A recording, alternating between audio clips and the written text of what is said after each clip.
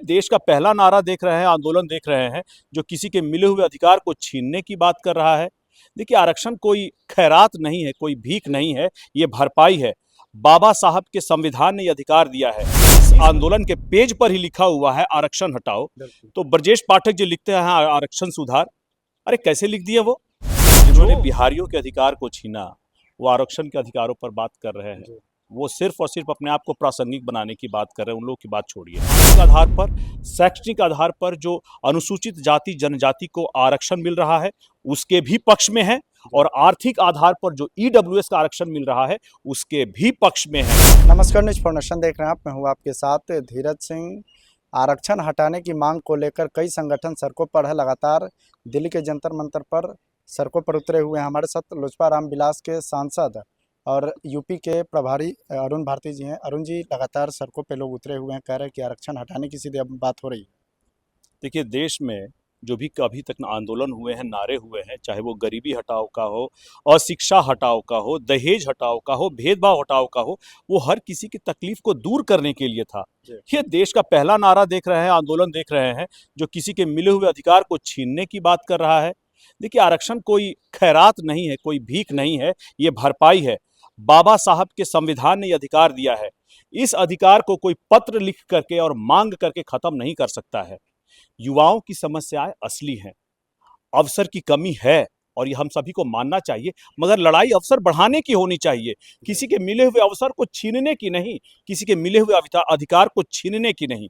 अब आप ये बताइए कि जिस आंदोलन के पेज पर ही लिखा हुआ है आरक्षण हटाओ, तो ब्रजेश पाठक जी लिखते हैं आरक्षण सुधार।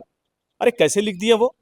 जो आपका इसमें आप ये शब्दों का फेर कर रहे हैं, ये शब्दों का फेर नहीं है, ये संदेशों का फेर है, ये नियत का फेर है। आप यह बताइए कि ब्रजेश पाठक जी ने इसको न्यायोचित भी कह दिया। अरे आप संवैधानिक पद पर बैठे हुए हैं, और संवैधानिक पद पर बैठे हुए आदमी ऐसा आंदोलन जो किसी के अधिकार को छीनने की बात करता हो, किसी के हक को छीनने की बात करता हो, वो न्यायोचित कैसे हो सकता है? और ब्रजेश पाठक जी जिसकी तरफ से बोल रहे हैं, उनके ही लोग सार्वजनिक मंच पे कह रहे हैं कि ये हमारा प्रेस कॉन्फ्रेंस था ही नहीं। तो जब उनका प्रेस कॉन्फ्रेंस था ही नहीं, तो ब्रजेश पाठक जी मिले किससे, किससे बात किए, किसका मांग सुने और किसकी चिट्ठी को दिल्ली भेजे हैं, बताएं। आरजेडी अब इस पर सवाल उठा रही है कि बीजेपी के लोगों की मानसिकता ही है कि आरक्षण किसी भी तरीके से हटा दिया जाए। वो लगातार बीजेपी के जो डिप्टी सीएम है यूपी में, उन पर भी सवाल उठा रहे हैं। देखिए, राजद के लोग जब बात करते हैं ऐसी, तो बड़ा ही मतलब ये विश्वास होने लायक नहीं है कि जिन्होंने बिहारियों के अधिकार को छीना, वो आरक्षण के अधिकारों पर बात कर रहे हैं। वो सिर्फ और सिर्फ अपने आप को प्रासंगिक बनाने की बात कर रहे हैं। उन लोगों की बात छोड़िए। वो ये भी कह रहे हैं कि 2015 के चुनाव में आरएसएस के जो चीफ है मोहन भागवत ने भी आरक्षण की समीक्षा की बात कही थी। देखिए, बात तो सही है, उस वक्त उन्होंने कही थी और परिणाम भुगतने पड़े थे। इस बार भी अगर इस तरह की बात होगी तो परिणाम भुगतने पड़ेंगे। तो अगर लगता है कि इस तरह की बात होगी तो आप लोग लगातार खिलाफ में हैं, चिराग जी लगातार हम लोग जिस भी आधार पर आरक्षण है, ये सामाजिक आधार पर, शैक्षणिक आधार पर जो अनुसूचित जाति जनजाति को आरक्षण मिल रहा है उसके भी पक्ष में है, और आर्थिक आधार पर जो ईडब्ल्यूएस का आरक्षण मिल रहा है उसके भी पक्ष में है। तो हमारे संविधान ने, हमारी सरकार ने सामाजिक और शैक्षणिक आधार पर और आर्थिक आधार पर भी आरक्षण पहले से दे रखा है। हमारे नेता ने, चिराग पासवान जी ने इस बात को रखा था जब इस पर बहस हो रही थी सदन में।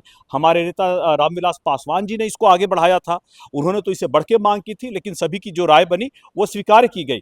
मगर जब इसको आप घटाने की बात करेंगे, हटाने की बात करेंगे, तो आप दोनों आरक्षण को हटाने की बात करते हैं।